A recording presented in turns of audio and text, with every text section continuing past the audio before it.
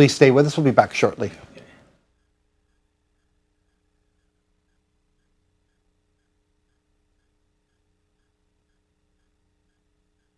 Thought it should have meant, namely that the state will not interfere in religions, except of course to maintain public order, and will be neutral to who will be in government, who will get promoted, who will get admissions on the question of religion.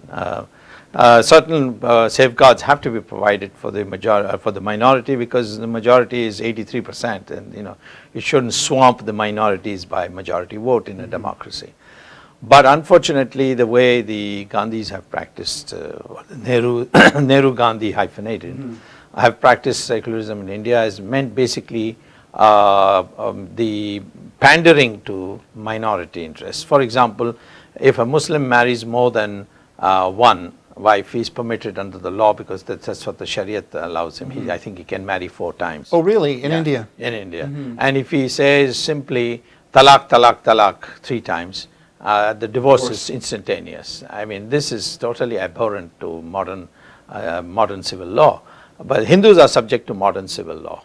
There is a statute passed by Parliament which regulates Hindu marriages, but not Islamic marriages. We say, why should there be 2 laws in the country? Similarly, in the state of Kashmir, Hindus cannot go and settle down in the state of Kashmir and start businesses there and so on, because the Jawaharlal Nehru said that the Muslim proportion should not be reduced by people coming from the rest of India to occupy lands there. So there are a lot of discrimination against the Hindus, and therefore secularism has got to be discredited. This is interesting, because in a nation that is, well, the homeland for at least 4 faiths, I think Jainism, Hinduism, Buddhism, and Sikhism, and is a homeland to the Zoroastrians and other religions, it strikes me as the challenges are immense anyway, because it's a polyglot nation. You're in government, you've been the president of a political party since 1990. What are the challenges that face you? The only challenge that faces me are 2 extremes. One is, I shouldn't allow the sentiment to snowball into a fascist suppression of minorities. Okay. And this happened in Germany when people didn't articulate nationalism properly, and a corporal came and totally distorted the future of Germany. If there is a vacuum, somebody is going to fill it.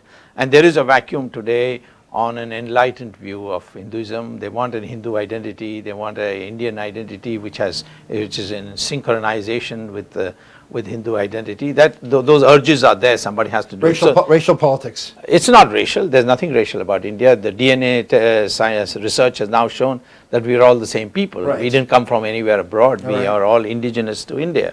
But this is the one extreme. The other extreme is that without a well-defined Indian identity, we will not be able to progress as a nation, because we've got 130 million Muslims who are being told that they are transnational. They are not, they are Muslims first and Indians second.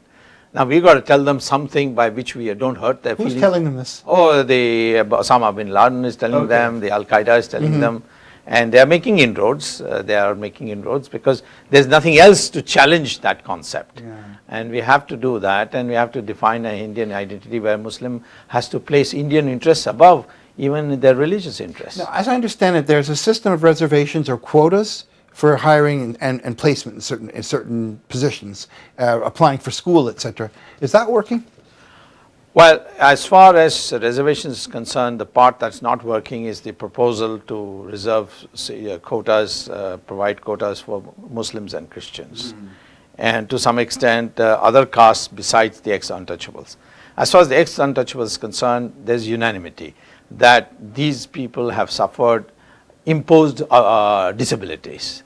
These disabilities that they have today are not something they have acquired by lack of concern for education, whatever. This has been imposed on them by the rest of society. So we have to compensate for that, and that there is no debate on that. Okay. The debate arises whether we should give it to other castes also, and Christians and Muslims, merely because they are poor.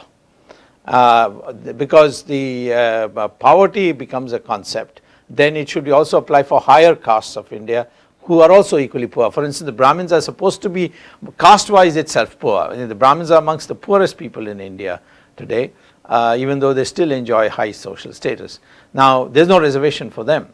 So I think what is being argued is that for a successful reservation or affirmative action program, those other castes who have not suffered any imposed disabilities, you provide them scholarships, you provide them good education, you have improve your educational system so that everybody can compete. This form of social engineering, such as you have it now, has it worked? It has it will not work if it has worked in the sense for the scheduled caste. It has made a lot of difference. A lot of people have come in high places. We have had a president who's from the ex-untouchable caste. We have now Chief Justice of the Supreme Court who's from the ex-untouchable caste. Now the Chief Minister is not only a scheduled caste, but she's also a woman in the state of Uttar Pradesh. So we have scheduled caste climbing up the social ladders all along the way. And that's happening, maybe not fast enough, but certainly happening about as fast as the system can bear. But where it is not working is the attempt to give reservations to these non-imposed disabilities. So, for example, I could be a person as a Brahmin, and my family could, for 2 or 3 generations, have been disadvantaged economically, yeah. and the deck is stacked against me. Yes, it is stacked against you because you can't afford a good school, and you can't therefore compete in competitive exams for the IITs and the IIMs. So the question is, the Brahmin says, what have I done? I mean, that I should be discriminated. Why the Muslims and Christians have ruled the country for 1,000 years together, sequentially, and they are to get reservations, but not me. So that's where the tension is arising. Thank you, Dr. Swamy. Faith Journal continues after this break.